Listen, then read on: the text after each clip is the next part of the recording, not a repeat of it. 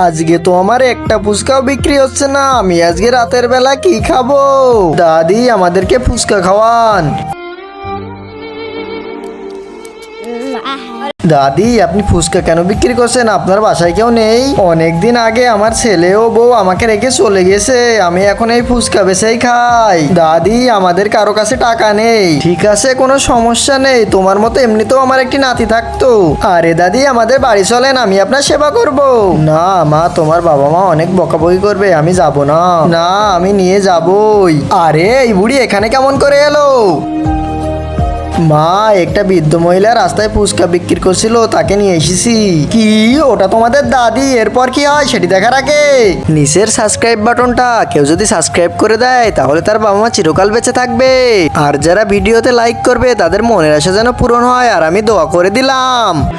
আরে বাবু, মা দাঁড়ান, আমাদের ভুল হয়ে গেছে, আমাকে মাফ করে দিন মা, আমি আর এমন ভুল কখনো করব না। আমি যাব না বউ। দাদি শুধু আমাদের জন্য চলেন, ঠিক আছে বাচ্চারা?